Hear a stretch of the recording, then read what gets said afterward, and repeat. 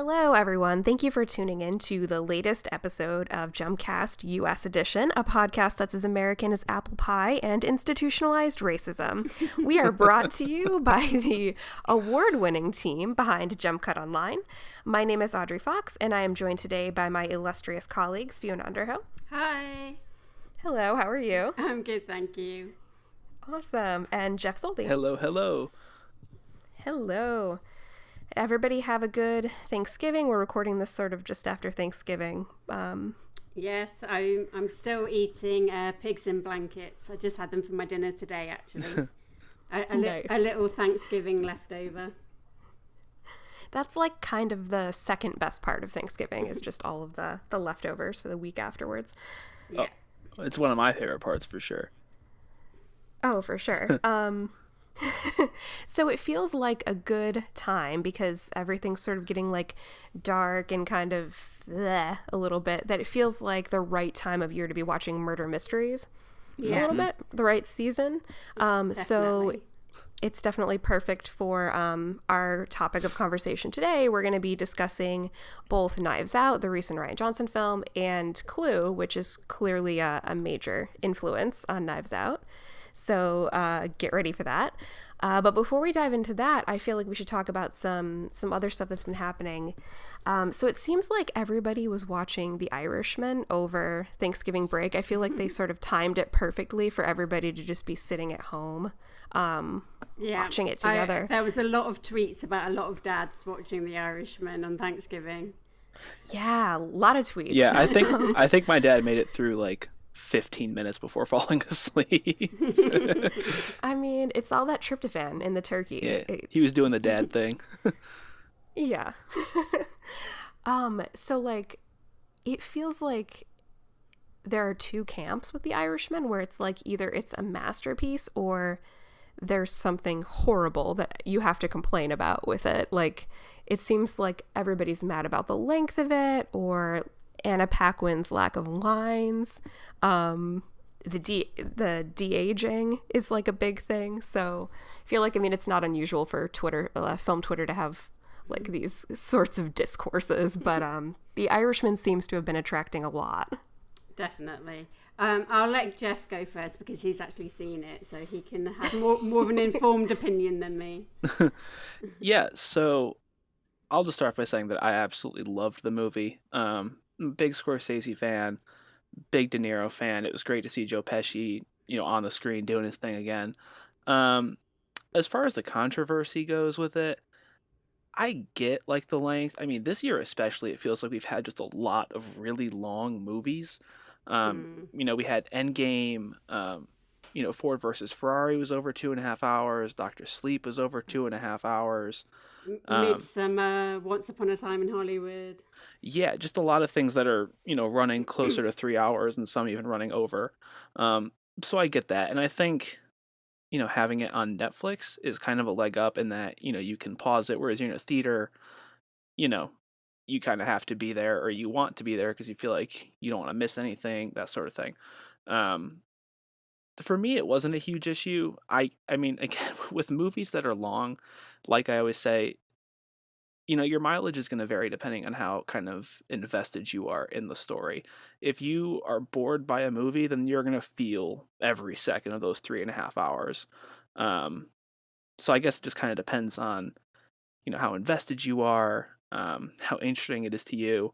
Again, personally, I loved it. I'm all in on movies about people confronting mortality and being sad and shooting people in the face, that sort of thing. So obviously I loved it. I'd love to hear kind of what you guys think about as far as like the de-aging, but also I think the whole Anna Paquin thing is a really interesting situation. And, having seen the movie, I didn't think it was an issue at all, and I think once you see the movie, you can recognize that it's a very clear choice to have her character be silent. But obviously some people feel differently, and so I was interested if you guys had any thoughts on that too. Yeah, I mean, full disclosure, I haven't seen The Irishman. I've watched about 20 minutes of it, and then I stopped watching it, not because I didn't like it, just because it was like Thanksgiving and we had a million things going on, so we stopped. But I feel like the number of lines that a person has in a film is like the worst possible indicator of how well developed they are. Just because you can have somebody talking complete nonsense for an entire film, and that doesn't mean that they are like profound. It's sort of like that like the two definitions of silence, where like one is, you know, actual silence where nothing's being said, and then the other is where there's so much being said that it's pretty much just noise. So I feel like lines is, yeah, that's just kind of a silly thing to cling to in terms of deciding whether a female character is properly developed in a film. And like you say, I mean, I haven't seen the film, but it does seem like that was an intentional choice and that it served a purpose. So not on board with that that particular argument of that Anna Paquin's character is somehow underdeveloped because she's fairly quiet. Yeah, I agree. I mean, as I say, I haven't seen it yet. I do plan to at some point. I'll be honest, the length is putting me off somewhat. And I mean, this isn't about Anna Paquin's character, but yes, the fact that it's yet another cast that's largely made up of older white males is slightly boring me, because what is looking like probably will be the Best Picture nominations is made up of things like Once Upon a Time in Hollywood, Ford versus Ferrari, quite a lot of male-dominated films, and they just don't interest me as much. So, it's just one. I will get to it. It's very likely to be nominated for Best Picture. The Lighthouse is another male-dominated film. There just seems to be a lot this year. And I will get to The Irishman because it will be nominated for Best Picture. That's pretty much the only reason I'll probably see it. I mean, I am a huge fan of Scorsese. I don't, all of these arguments about Scorsese versus Marvel have been absolutely ridiculous this year. And also the arguments that write off Scorsese is like he only makes gangster films, he only makes violent films. All of that nonsense is complete, rubbish. A couple of my favourite Scorsese films are The Age of Innocence, Hugo, Silence. They're not in that genre at all. So it's all just been a whole lot of bull crap, basically. Well, he did make the best gangster movie of all time with The Passion of the Christ. The Last Temptation of Christ, rather.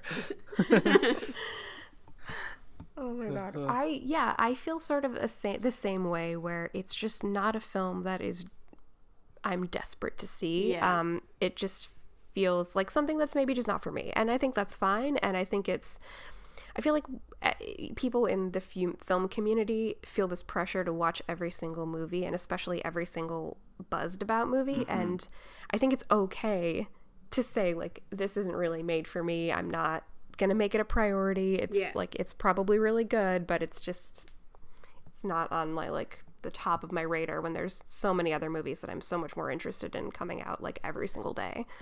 Yeah. I mean, I think the fact that it's on Netflix kind of takes some of the pressure off too, because when something's in theaters, you're like, oh, I got to see it before it leaves the theater. But on Netflix, it's like, oh, I mean, it's gonna be there as long as Netflix is around, so there's really no huge rush to watch it. Again, I'm not sure if that's intentional or not, but it's definitely interesting, and I think something not everyone might consider with that.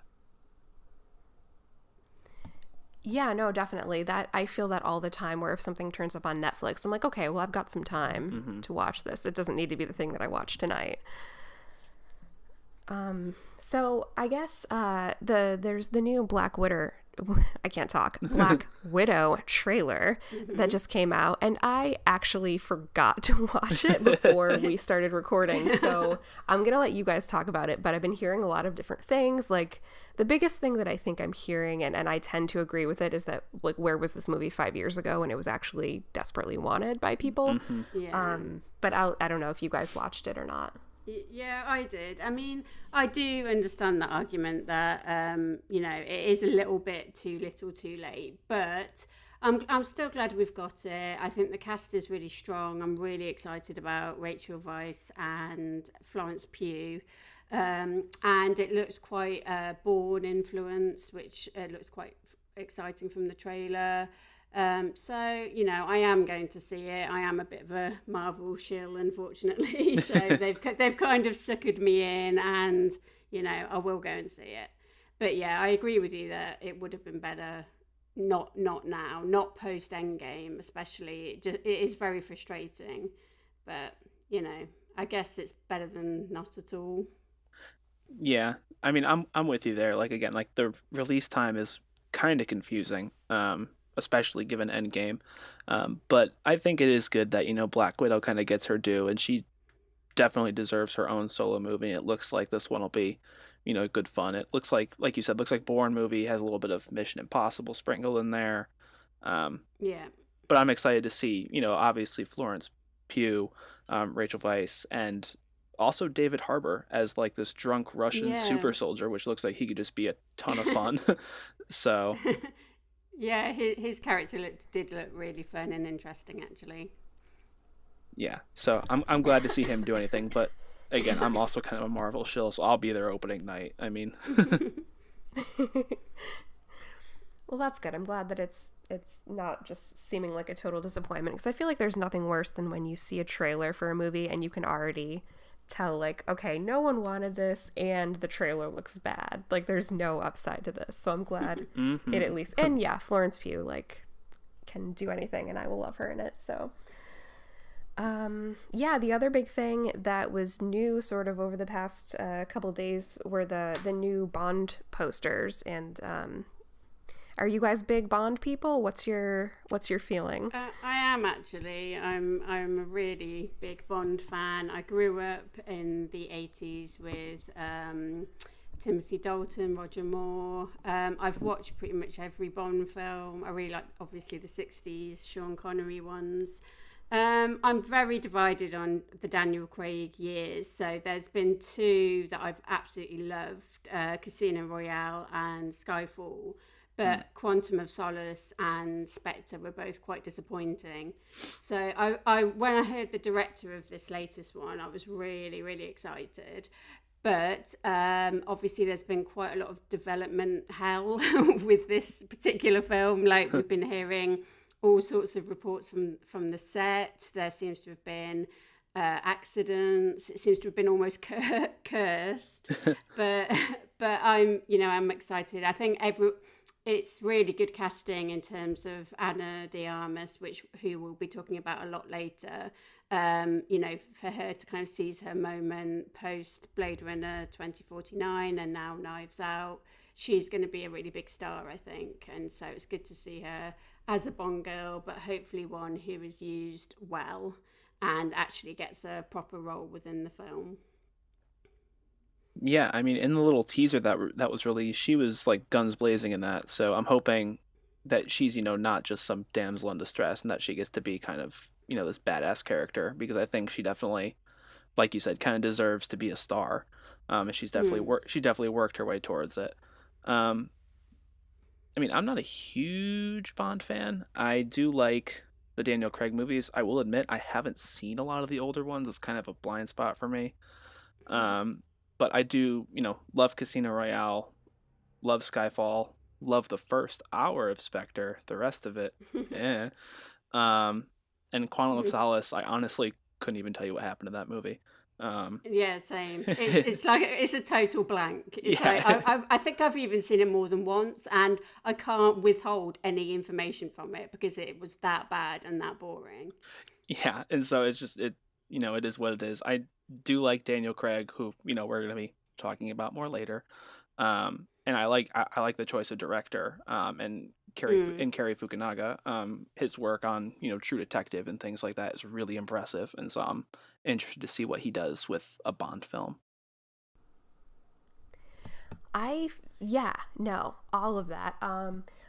I feel like over the past few years, I just can't escape the feeling that they're all just sort of tired of Bond, and that like nobody really wants to be working on it anymore. And that's probably because of how cursed the set was, and that we just kept hearing stuff about just like everything going wrong. But it's really funny to see like Daniel Craig in Bond films, and then films like Knives Out, which we're obviously going to talk about, where he seems like he's just having so much more fun and just like loving life. And let's not forget Logan Lucky as well, which is an amazing Daniel Craig performance from the last couple of years. I agree with you about, you know, is he really relishing the role anymore? Because there's been so much speculation about when he's going to step down, who the next Bond is going to be. And it does feel a bit like, you know, why is he still doing it? Is it purely just money? So, yeah, it does feel a little bit like his time is coming to an end and he does need to move on now. Well, this is his last one, right? Yeah, I think, yeah. Yeah, it has to be. Like, we need to close the door on this one. And also there's there's a lady actress, I've forgotten her name, I'm sorry, but who's going to be in the new one, who's going to take on the mantle of 007, so that's quite exciting. Whether it will spin off in that direction, just purely with her, or if there will be a recast Bond as well, we don't know yet. If we can indulge in a little bit of fantasy casting, if you could pick one actor or actress to play the next Bond, who would you guys pick? Ooh. I quite like someone like Dev Patel. I think would be really good. Ooh. I mean, a lot of people say Idris Elba. I mean, he's not my favorite, but I just hope they go in a more interesting direction with it. That's all I ask, and not that doesn't necessarily mean, you know, it has to be a woman. I'd rather a woman got a completely separate, you know, thing that isn't anything to do with Bond, and we're not just constantly rebooting and rehashing existing properties to make them, you know, oh, we're doing it the lady version of such and such a thing. But you know, I do hope they're going in an interesting direction with it, and the involvement of Phoebe Waller-Bridge in this most recent one is exciting me, so I'm hoping that the franchise will get a bit of a rejuvenation and a bit of a fresh injection of writers and directors and actors. Dang, I gotta follow that up. Good answer. Yeah, I definitely, Dev Patel is one that I have not heard thrown around, and that would be awesome. Yeah, I think, you know, if you're looking to go a more kind of classic route, because even, you know, Daniel Craig, to some Bond purists, I'm sure was, you know, he's too edgy, he's too kind of whatever compared to Bonds of past. So if you're looking to kind of go a more classic route, I mean, I think Richard Madden should be like a star. You know, he's gotten a lot of big roles recently, like Game of Thrones and Rocket Man, so he's got some big roles. I think he could definitely be a star. But yeah, I think I'm with you, Fee. I'd love for them to do something a little more interesting. Kind of change the character up. It'd be a good way to give, you know, maybe even just like a lesser known actor or actors from different backgrounds a shot at a huge franchise without constantly being like, oh, we're gonna do, like you said, like the ladies reboot, because, you know, that's its whole own thing. But yeah, I think you're right. I think they go interesting. I think they do something weird with it. Yeah, I definitely don't think we need like Jane Bond. We don't need like Indiana Jane. Like that, like it doesn't need to be that type of character. I feel though that it's such a double-edged sword in that the actors that I would want to play this role, I also kind of don't want them to get the part, because it sort of takes over their lives and it stops them from working on things that I would probably rather see them in. Dev Patel was the first person that popped into my mind solely based on The Wedding Guest, in which he is basically auditioning for James Bond. But yeah, it's a tough role because it really does sort of just take over everything that you do for years and years. And then you get sort of this like action star thing tied to you, which I'm not convinced is always a great thing for certain actors. But yeah, it'll be interesting to see where they go with it. But we should get started talking about the first movie that is up for discussion today, which is Clue, the 1985 film directed by Jonathan Lynn, which has a 61% on Rotten Tomatoes, which is garbage because it's a masterpiece. Yeah, agreed. So it's basically, for those of you who don't know, Clue is based on the board game where there's a group of people at a dinner party and it kind of just descends into chaos as different characters get murdered. It has some excellent comedy stars of the 80s. So you've got Christopher Lloyd and just like everybody, Martin Mull and Michael McKean, and of course Tim Curry. And so it's just a wonderful, wonderful film. And Madeline Kahn, who is to die for in this movie. So I'm assuming have you guys seen this before we decided we were going to talk about it? I had, yeah. I'd seen it a few times, but I think it might have been Jeff's first time watching it.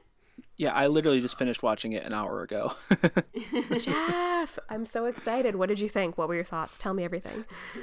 So at first I was kind of like, I don't know, this is a little weird. It was a little almost too offbeat, but then once it kind of, I guess basically once the murdering started, it kind of settled into like its rhythm, and I kind of clicked in with the comedy it was doing, and there's some really funny stuff in this movie. A lot of like the jokes, like the script, a lot of the stuff is so rapid fire and just kind of almost off the cuff funny that I really enjoyed it. And honestly, loved the triple ending. I thought it was so exciting, and it was a great way to kind of at the end just be like, oh, you think you know what's happened, and it's like, oh well, maybe this happened, oh but here's what really happened.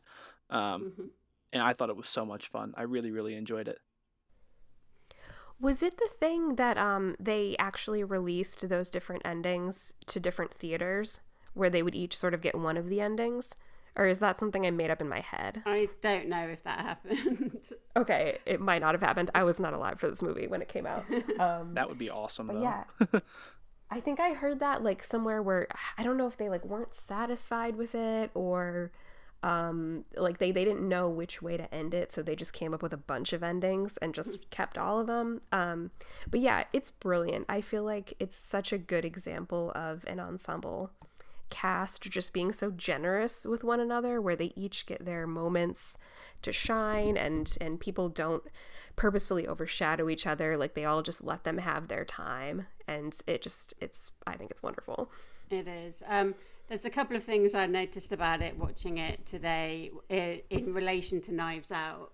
The costuming in Clue is tremendous. When Mrs. White comes in and she makes her big entrance, she kind of flings off this sort of silk cape. It's just amazing. So the costuming is really strong. All the characters are really well defined, and also I thought it was interesting that in both Clue and Knives Out, the detective character isn't kind of the central role, and it's actually the help. So in Clue's case, it's the butler, and in Knives Out, it's like the nurse. It's the help who's like the main character in both of them, which I thought was like an interesting parallel when I was watching it today. Yeah, that's really interesting. I hadn't really thought about that, but it definitely adds to the experience of watching the film. And I love what you were saying about all the costumes, because I wasn't thinking about this when I was watching Clue as a kid, but watching it now, I feel like 99 versions of this film would have had like Miss Scarlet in bright red, yes, and like them all in like the most obvious costuming ever, but they didn't do that. They went a different route. Like Miss Scarlet's in this beautiful slinky green dress, and it builds her character in a way that is much more useful for the film rather than just plunking her in like a little red dress. Yeah, really good. Yeah, really good costumes. I think even at the start, because I think the first person to show up is Colonel Mustard, and he shows up and he's in like this mustard colored jacket, and Tim Curry goes, oh, Colonel Mustard, I presume. And I was like, oh, is this how it's gonna be? Is it gonna be like this on the nose? And it is, but not in that way. Yeah. And so I thought that was really, really clever of it, and took a little while for me to kind of settle and be like, oh, who's that again? But like you said, it kind of helps give them a little bit of dimension kind of beyond their name, which is what we all kind of know it from the board game. So I like that a lot. Yeah, and I love how they sort of lean into the silliness of the names, because they address the fact that they're all using pseudonyms, but then somebody refers to Mrs. Peacock, like one of the cops at the end refers to Mrs. Peacock as Mrs. Peacock, and she's like, "How did you know my name?" And it's like, but that's not your name, remember?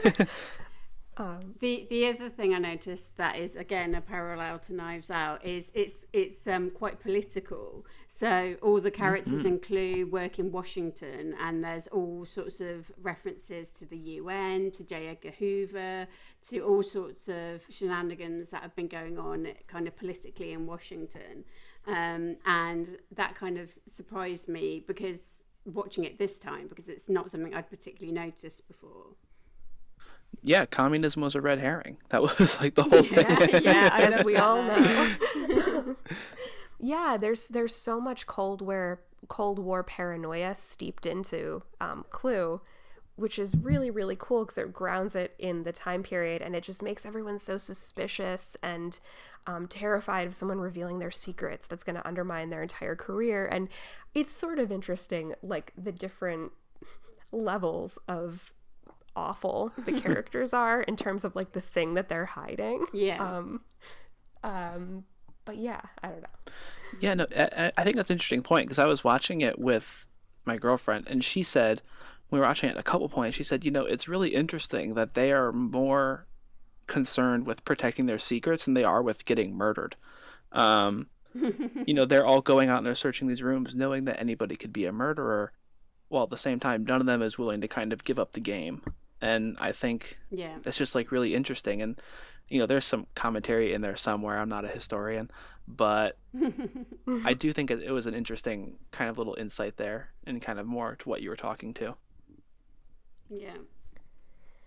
And I liked that they weren't afraid to make the characters ugly in a lot of ways.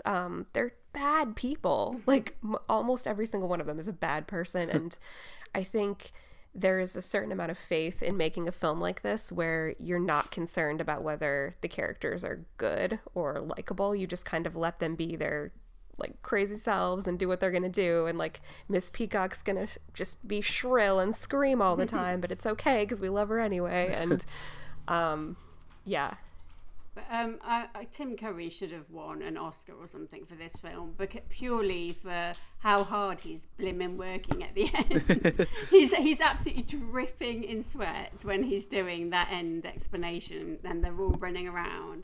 And imagine the lines he had to learn. Imagine the information he had to contain when he was doing all of that. I just think he is so good. He's one of my absolute 80s faves. Yeah, he should have won all the awards. So much physical comedy, just his lines and then him throwing himself like on the floor. It's amazing. He keeps being the body. And they all keep falling for it. Like they all keep getting like the same amount of stress, even though he's done the same gag like 6 times in a row. Well, the first time I fell for it, I was like, oh my God, they killed him. Oh, he's so good. They're all so good. I don't know what to say.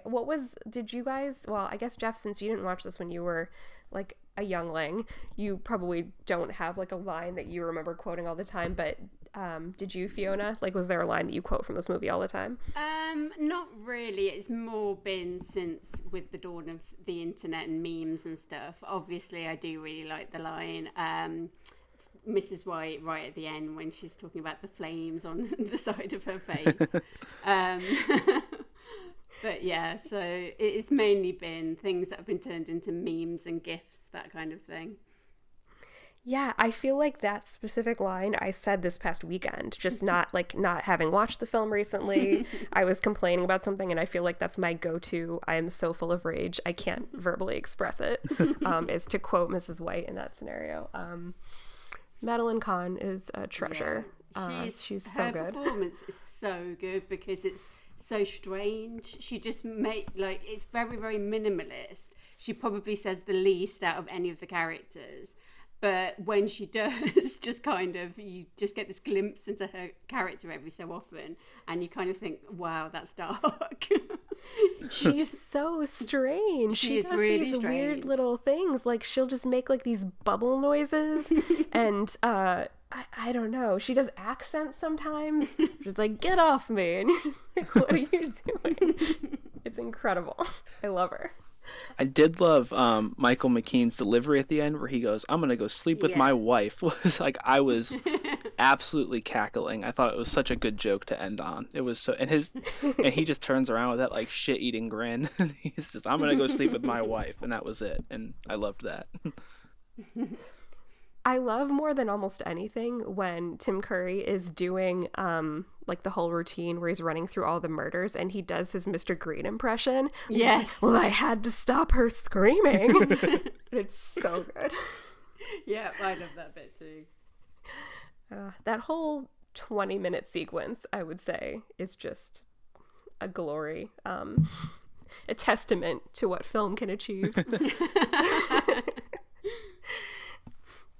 Have you guys thought at all about people remaking this movie? Is that, because I think about it at least once a month about who I would want to play in each of the roles. And I decided if they ever do, John Mulaney has to be Mr. Green. Yeah. Is my... Yeah. Bill Hader also needs to be in it. Yeah. In some capacity. I don't know which role. I think he would do a lot of roles really well. He could be Plum. I could see that. Yeah, he could be Plum. I could see him in as Plum or like Wadsworth, not with an accent, but if they just decided to make like a random non-English butler. But yeah, I think he can do anything. I think they are remaking it, aren't they? I thought I read something somewhere. I feel like they've been talking about it for a while, and I don't know if it's actually something that's I think it'd be interesting to see what happens on the back of Knives Out, because of Knives Out being successful, whether that means they will or won't remake Clue, because it almost seems redundant now, but then also there's an appetite for those kind of films. I mean, I'm really happy we've got Agatha Christie adaptations, so I don't really want to talk about Murder on the Orient Express, but Death on the Nile, I'm excited about next year because the cast seems better, and the BBC around this time of year, actually around Christmas, New Year, every year they do a really good Agatha Christie adaptation, and I love them. John Malkovich was in one last year, so the more murder mysteries, the better, I say. Yeah, you can do so much with them. They're very versatile. Yeah. Yeah, I'm also, fact-checking myself in real time. And apparently the theatrical release did include 3 possible endings, with different theaters receiving one of the 3 endings. And then when they released it on video, they put all of them together. Oh, that's so cool. So, yeah. They don't do that anymore. Why don't they do that, where they just release different versions? Can you imagine how Twitter would explode if they didn't know that was going to happen? Everyone would think they were crazy talking about the ending, and then they'd be like, "What? I saw something completely different." Yeah, like, what do you mean Miss Peacock did it? That's not what happened. Wild. I'm Detective Lieutenant Elliot, and this is Trooper Wagner. We just want to ask a few questions. We understand the night of his demise, the family have gathered to celebrate your father's 85th birthday. How was it, by the way? The party? Pre my dad's death? Oh, it was great. So I guess we should probably start to wrap around to our feature topic of conversation, which is Knives Out, which is incredible and features every single actor who is good and pure in Hollywood. So this is Rian Johnson following up on The Last Jedi, like his new film after that. It has everybody. It's got Chris Evans, Ana de Armas, Daniel Craig, Jamie Lee Curtis, Don Johnson, like 1.5 million people, like Keith Stanfield, everybody. So yeah, what were your initial thoughts when you saw it? I'm assuming everybody saw it fairly recently. Mm-hmm. I saw it before the holiday. Yeah. I'll let Jeff go first. Oh, thank you. So yeah, I saw it before Thanksgiving, and big fan of Rian Johnson. Love Last Jedi. Love Looper. Love his Breaking Bad episodes. Super talented dude. And so from the get-go, I was really excited for this. And so before we start, are we doing spoilers or no spoilers? Good point. That is a good point. So let's say that we give our first general impression, just a quick, liked it, this was cool, kind of surface level stuff, and then we'll lift the spoiler veil and I'll announce it, and then everybody who doesn't want to listen to spoilers can stop listening, and Sam can cut all of this conversation out.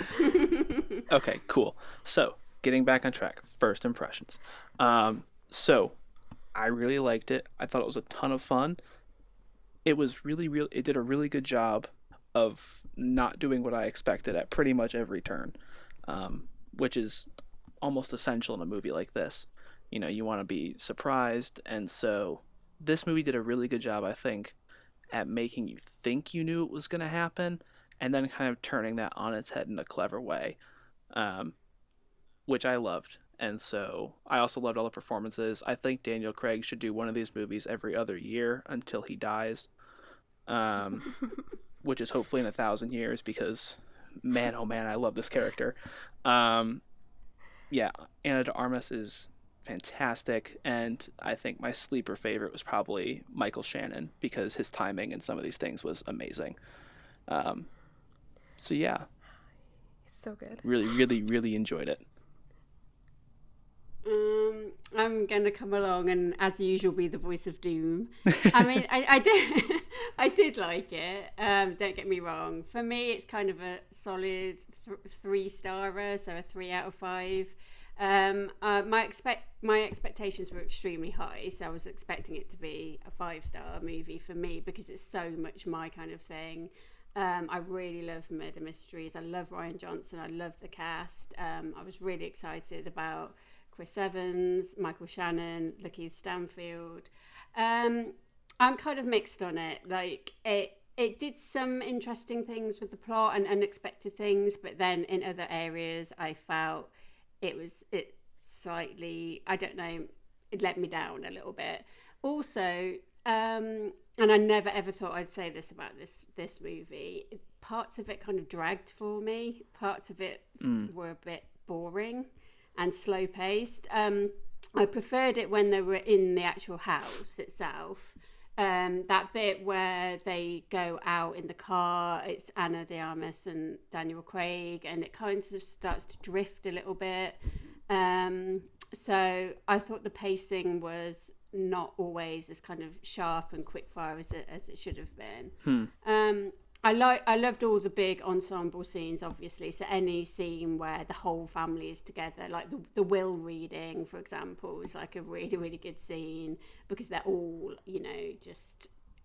secrets are coming out. They're all kind of bitching and bantering with each other. Those are successful scenes. I really like the character of the grandmother or mother, who was kind of hanging on and always in the background, and like she was Edie from Grey Gardens.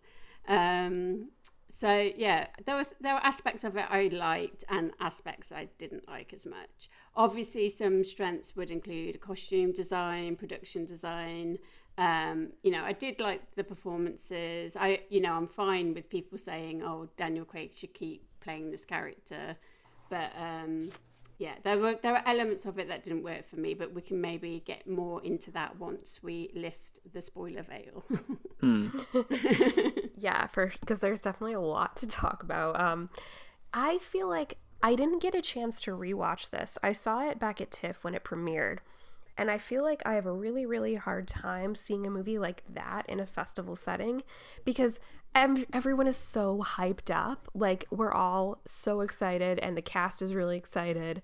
So it's almost impossible, I think, to get just a really kind of baseline reading on the film, because you're all like super high on it. And I loved it when I saw it. I want to watch it again to see if that high continues through a second watch. But the biggest thing that I took away from it was just how much fun everyone seemed to be having. Like, it is a large ensemble cast full of great fun actors just getting to be silly and just do fun stuff and really, really enjoy it, which you don't always get to see, I think. And yeah, so I don't think, because nobody had seen it before I saw it, so there wasn't this like high anticipation factor of like everyone hyping it up, but I was expecting it to just be a fun adventure, and for me it was. So I felt like it met all of my expectations in that regard. So yeah, I mean, I saw it a couple of weeks ago actually. It has been 2 or 3 weeks since I saw it. And I saw it with, there was a Q&A with Rian Johnson afterwards, and he talked for about an hour. It was like the longest Q&A I've ever been to. You know, he's a really, really nice guy. I really, really like him as a human being. I think he comes off so well on Twitter, which could be the easiest environment for him because he's experienced an awful lot of abuse on there, but he just really keeps such a sort of pleasant, charming demeanor with everyone, and he has like the patience of a saint. When he's like responding to people, he's really generous with his time. You know, he will talk to people. I just really like him. And I'm excited to see, you know, where he goes. And I loved, for example, Brick, which is his noir film from about a decade ago, I think, or more. You know, I really like to see him working in different genres. So now he's got like his murder mystery, his noir, and then obviously Star Wars is kind of an anomaly within his sort of back catalogue, I guess. But I mean, we don't have to start discoursing The Last Jedi, but I'm a huge fan of it, and I just think he's such an interesting filmmaker, and I'm excited to see where he goes next. I agree. Yeah. He's really good. He just seems like just somebody who loves film so much and loves playing with it and experimenting with it and just trying different stuff out and just genuinely relishes the process, which is really nice to see and refreshing because almost everyone else is awful. So just like, not to be negative about Hollywood, but like, he is a pure, bright, shining light in Hollywood. Yeah. I do really like it when you can see a director's influences on their sleeve. I mean, whatever your thoughts on Tarantino, for example, he absolutely loves movies. He loves films, and he's trying to express that love for movies in his own work. And I feel like Rian Johnson is like that. Chris McQuarrie is like that. Martin Scorsese is another one who just absolutely has this love for film, and I would much rather there's directors like that around who, you know, as opposed to others who can be a little bit po-faced about their art and kind of don't watch other people's work in case it kind of taints what they're trying to do and their voice and their expression of their art kind of thing. So yeah, I agree with you that I love that he loves movies. Yeah, and it never comes across as like a pretentious, I'm gonna drop all these little like minute details and references to silent film that you don't understand and only like the true film fans will get. It's just a general appreciation of a genre and a joyful celebration of everything that film can offer. So that's fun. We should drop the spoiler veil, if that's what the metaphor that I started that we're going with. So if you have not seen Knives Out, you have no one to blame but yourself if you keep listening and get spoiled. Like, that is on you. So now we can start talking about more of the details. Chris Evans sweaters, not a spoiler, but something that I can't physically restrain myself from not talking about any longer. They're incredible. Yeah. Where can I buy them? Yeah, I love the fact that his sweater has kind of taken over the internet. I'm a huge fan of knitwear and beautiful men in knitwear. I do think that people are overlooking Ana de Armas's sweater, that she's wearing that in that same scene though. So I'm just going to shout her out. because in that bar scene where she's opposite him, he's wearing that amazing Aran sweater, but she's got like a kind of grey cornflower blue version virtually of the same thing, and it's beautiful. Yeah, whoever the costume designer for this movie was should be getting paid all the money in the world, because they absolutely knocked it out of the park. Jamie Lee Curtis's suits were amazing. I loved her bold colours, and the detail in, like I was saying about the grandmother, and also Meg, I think her name is, the student character. The detail in her outfits was really, really good. Like everything was just very detailed and thought out. That house too.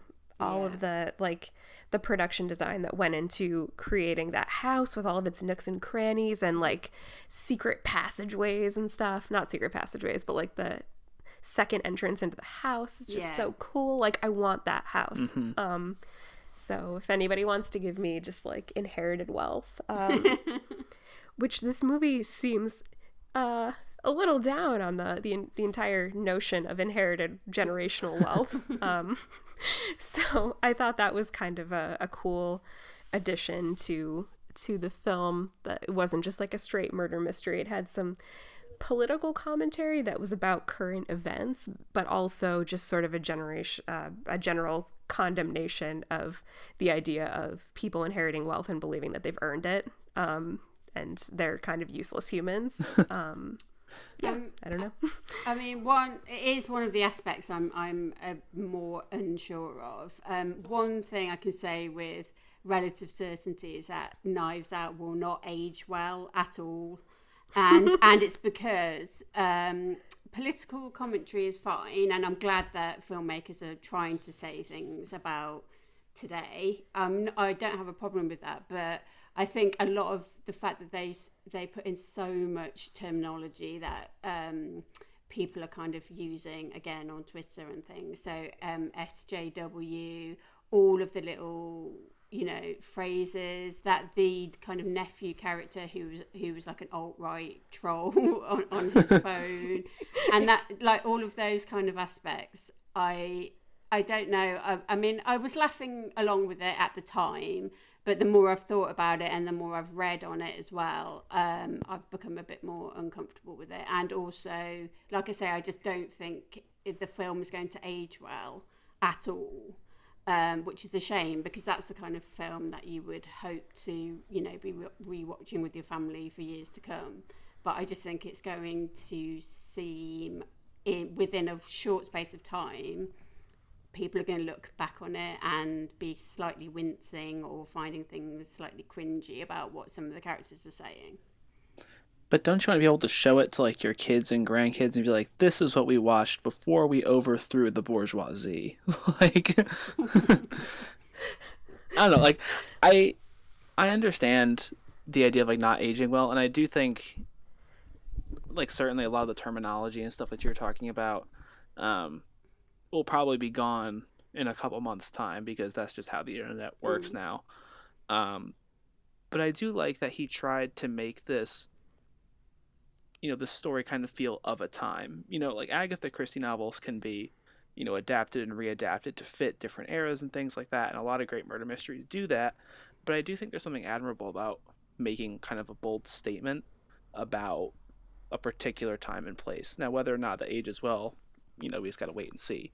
But I do appreciate, him taking a swing on this level and making it more than, just a whodunit. And it also kind of contributes to the 2019 being the year full of like eat the rich movies, with other movies like Parasite and, Ready or Not, things like that are all kind of on some level about, class disparity and, wealth gaps and things like that. And so I think it's admirable. But like you said, I do see your concern with saying that, maybe it doesn't age well. Because I think it's definitely a possibility. I mean, it kind of depends on how the political climate shifts in the next couple of years. If we continue towards this thing, it's going to be like, wow, we thought this was bad. But yeah. Yeah. Let's not get too. Yeah, I don't want to follow that rabbit hole down. It's definitely a very 2019 movie in all possible ways. It is, and I think it succeeds more when it is dealing in sort of more general themes of like, like of undeserved wealth, and then people believing that they've truly earned the place that they're in society, but they've been handed everything, and sort of when it paints with broader strokes than when it kind of hits the nail very squarely on the head with like you were saying, the terminology that they use and sort of the very specific events of 2019 that are like Trump related and like other things that are going to be less resonant as years go by. So I think it does both, and it succeeds in some places and it is maybe less successful in others. I will comment that one thing that will age very well, I truly believe, is Michael Shannon referring to the teenage alt-right troll as masturbating joylessly to pictures of dead deer. It will live in my heart forever. Like, this movie feels, I want it on a loop. It feels so meme ready. Like, I can't wait until this is out on like digital and DVD, because the internet's gonna have a field day with this movie. Like, more than they have already. And I'm so excited for that. One thing I thought was good about it is that Meg seems like an ally to... Is her name Elena, Anna de Armas's character? I've forgotten her character name. I had it pulled up and then She seems Marta. like an ally... Marta, oh, sorry. Forgive me. Marta. She seems like a kind of ally and seems like she is this kind of liberal, feminist, whatever. And then she shows her true colours at the end when it comes down to the crunch and when it comes down to there being a threat of her not getting her money anymore and having her college threatened. So twists like that I thought were good. I didn't really love the ending.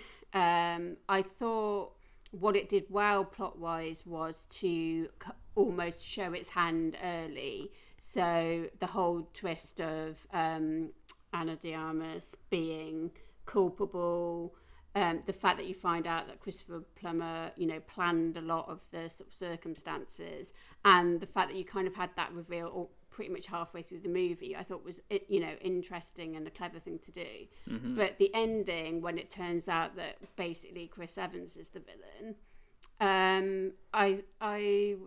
it seemed a bit, like he was the most villainous character, and he ended up being the bad guy. Like, there was nothing surprising about that. It was very Scooby-Doo, like that end reveal, where it's like, oh, and I would have gotten away with it if it wasn't for you meddling kids. It felt like that type of villain reveal. It's just that he was the worst one, and then he ended up being the bad guy. Just, I don't know. That seemed like a bit of a weird ending to me, and it could have been more surprising.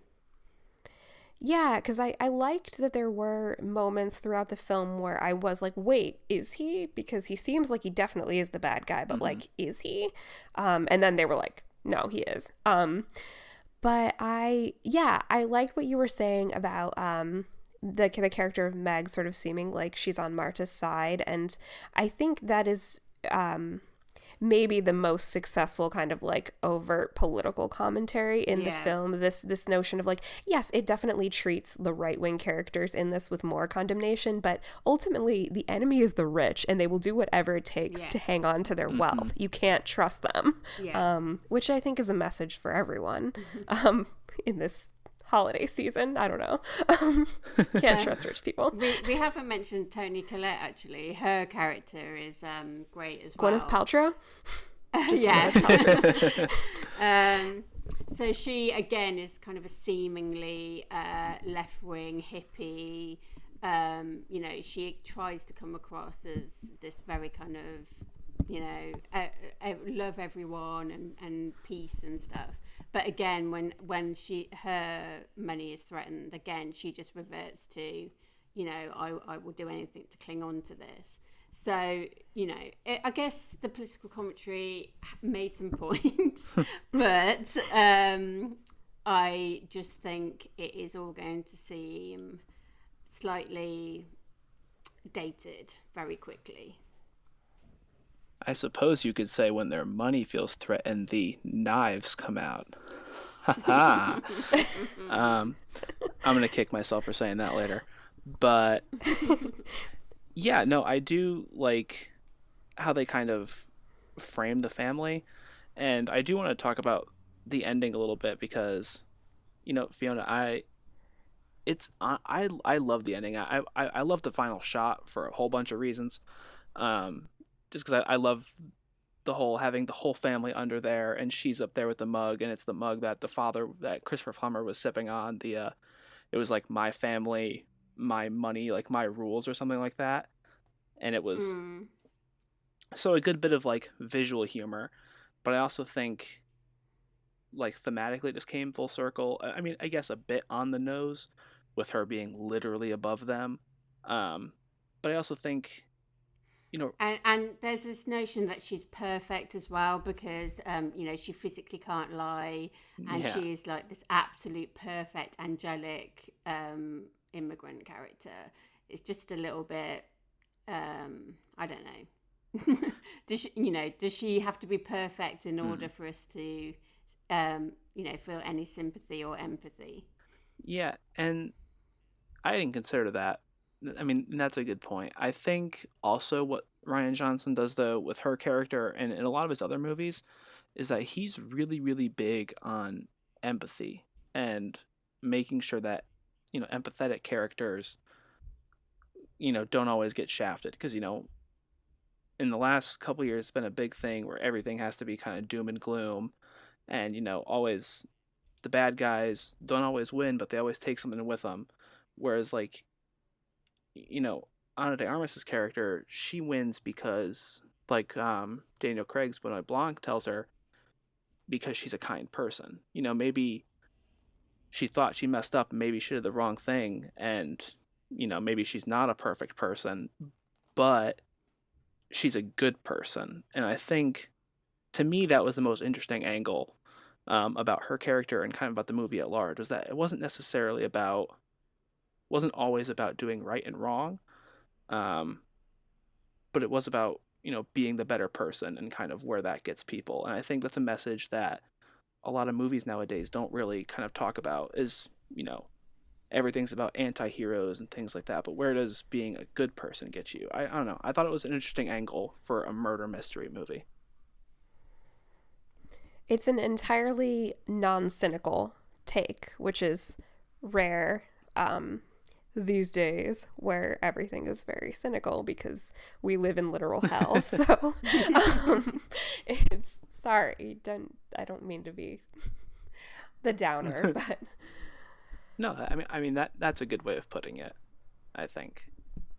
Now, I do want to talk about, just shortly, I think regardless, I do agree with Fiona when she was saying that there were points in this movie where it did kind of meander a little bit. I think especially like you were saying earlier, Fiona, that, you know, when they leave the house, a lot of times I'm kind of like, okay, the house is where the action's at. Let's kind of get back there. You know, I want to get back into that. I want to see more of that.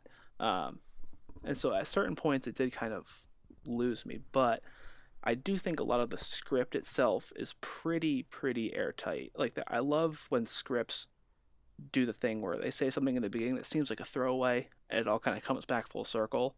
And one of the big payoffs in the movie was obviously the throwaway comment that Christopher Plummer's character makes in the beginning, where he's talking about ransom and how he doesn't, you know, understand, you know, what he writes about in the books and things like that. He goes, he couldn't even tell a real knife from a stage prop. And then in the end, obviously that's what it hinges on when he goes to stab Ana de Armas's character.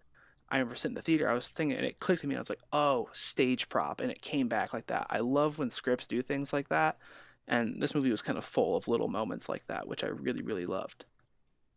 I mean, a lot of people have said that they've rewatched it and knowing the ending hasn't affected their enjoyment. So, you know, good for them. But it wasn't you know, one of my favourite movies of the year, unfortunately, and I thought it probably would be. But, you know, I felt that way about quite a few things this year, so. All right. Do we have any final thoughts on Knives Out? Closing commentary? I wish Lakeith Stanfield had been in it more, and also in the trailer you get a glimpse of Raul Castillo, who is a really good actor. He was in We the Animals and Looking, and he was cut from the final film. He was just going to play like a cop. But yeah, so I wish that some of the more minor characters had got a bit more screen time.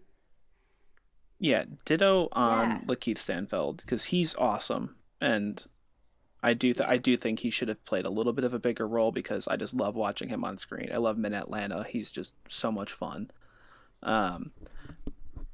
Curious though, like, do we think? I do want to talk about Daniel Craig just a little bit, because, you know, he does seem to be having like the time of his life kind of playing this role. He's just chewing scenery left and right. Do we think, now that he's done with Bond, do you think he does more roles like this? Are these the kind of roles he's going to seek out? I mean, what do you guys think? Yeah, I mean, like I said about Logan Lucky, it's a very similar kind of role to that, and he is a really good comic actor, and hopefully he will do more comedies. Yeah, I think he's one of those actors where just by like a funny twist of fate, his looks and I guess like physicality and persona don't match the thing that he's actually most gifted at. And that happens so often with actors, and I find it so fascinating. Like Emma Stone, when she first started out, and she was this, you know, like blonde 20-year-old, she kept getting brought in for cheerleading roles and never got a single part because like that's not who she is. And then when she dyed her hair red and started going in for all these quirky roles, she was so much more successful because it was like matching more with who she was. And I think he is really, really good at comedy, and I think he enjoys it a lot. So I'm hoping now that he has sort of this like action hero film like thing out of his system a little bit, maybe he'll switch gears more, because he's made a lot of money doing action movies, but I don't think they've been his like most creatively satisfying films that he's worked on, for him or for the viewers. So yeah, I'd joyfully watch him do his like Foghorn Leghorn KFC routine for the next 10 years, just like couple years just doing a completely different murder mystery, but like he's the central character that keeps turning up.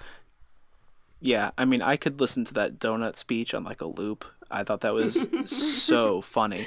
But yeah, I hope he gets to do more roles like this, because I think it was satisfying to see him, you know, actually having fun on screen. I think with like a lot of the Bond movies, part of it is how he's written. He's written as this kind of, you know, sulky kind of, oh, I'm just have to save the world again, but I don't want to sort of Bond. And so it was good. I haven't seen Logan Lucky, but now I really want to. But it's so good. So good. It's got Adam Driver as well. Everyone is doing an amazing accent. Oh. It's a really, really good, funny film, and it's got like a whole heist element to it. It's brilliant. Oh, say no more. I just want to quickly say that Daniel Craig is a very good actor, and his early television roles in the UK, he was in something called Our Friends in the North, and he showed proper range in that. So the other thing, as well as comedies, is that I'd like to see him return a bit more to sort of dramas and, you know, things that actually get him to stretch his acting muscles a bit more. This is the thing that I'm saying about how I don't know if I want Dev Patel to play Bond, because I'm like, no, I want you to still be able to have fun. I don't want you to be stuck doing this. Yeah, I know what you mean. But yeah, we should probably wrap up. So thank you everybody for listening to our conversation about Knives Out and Clue, and, you know, probably a million other things. If you get a chance, like, subscribe. We will gleefully take all those 5-star reviews. Love it. So tune in next time. I believe we are launching our Star Wars kind of overarching series of episodes where we're going to go through like every single Star Wars movie, and it's going to be awesome and amazing, and I'm so excited. Oh yeah. It's going to be epic.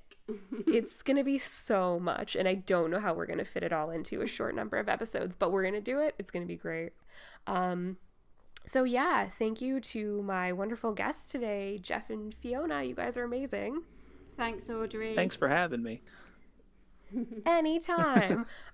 So tune in next time for Star Wars. Yes, very excited, very pumped. All right, I guess that's it.